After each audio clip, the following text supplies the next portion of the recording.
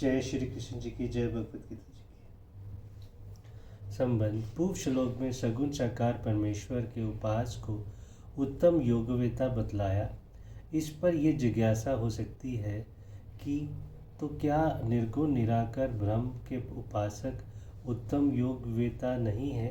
इस पर कहते हैं ये त्वक्षर मणि देश यम व्यक्तन पुर्यपास्ते स्वर्त्रगम चिंत्य च कुटस्थलस्थम चल दुव्रम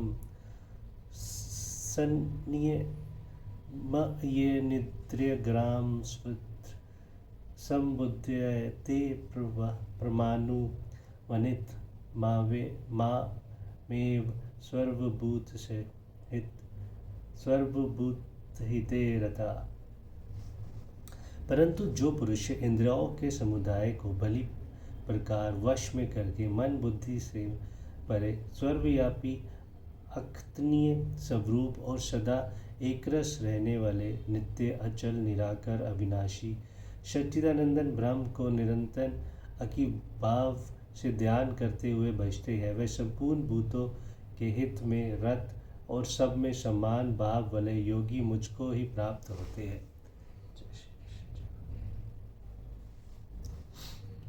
अचिंत्यम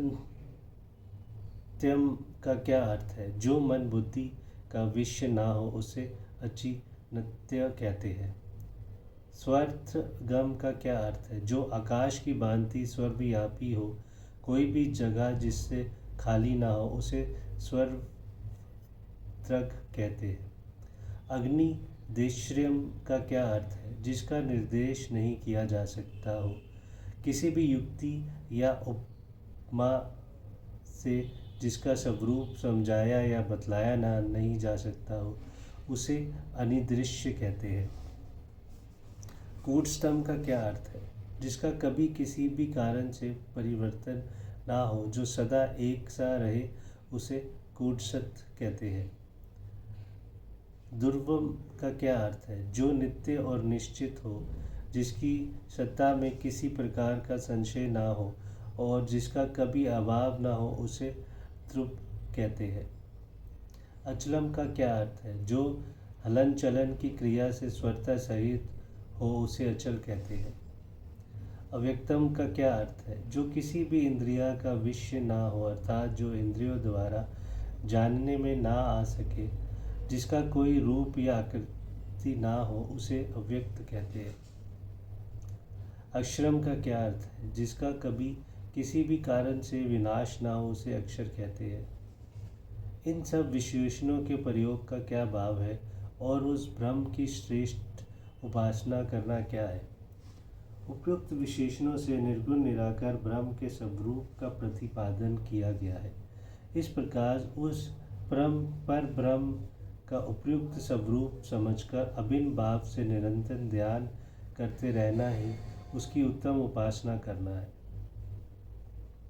सर्वभूत हिते रता का क्या भाव।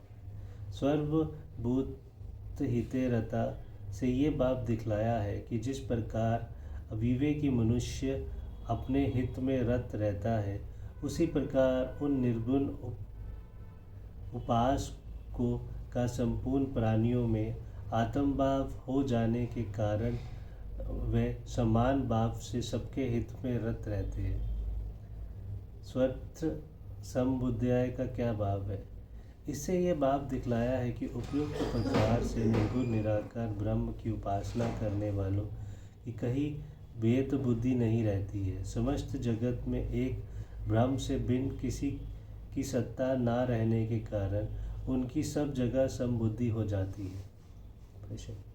वह मुझसे ही प्राप्त होते हैं, इस कथन का क्या भाव है। इस कथन से भगवान ने ब्रह्म को अपने से अभिन्न बतलाया है। अभिप्राय यह है कि उपयुक्त उपासना का फल जो निर्गुण ब्रह्म की प्राप्ति है, वह मेरी ही प्राप्ति है, क्योंकि ब्रह्म मुझसे भिन्न नहीं है और मैं ब्रह्म से भिन्न नहीं हूँ। वह ब्रह्म में ही हूँ। ये भाव भगवान ने 14वें अध्याय के 27वें श्लोक में ब्रह्मनो ही प्रतिष्ठाम अर्थात मैं ब्रह्म की प्रतिष्ठा हूँ इस कथन से दिखलाया है। जब दोनों को ही परमेश्वर की प्राप्ति होती है तब फिर दूसरे श्लोक में सगुण उपास को श्रेष्ठ बतलाने का क्या भाव है।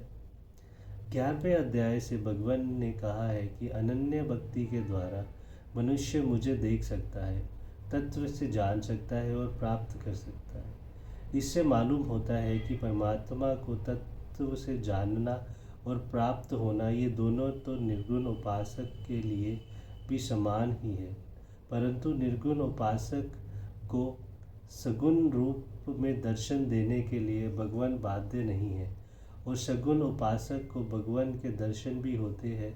यही उसकी विशेषता है। जय श्री कृष्ण जी की जय।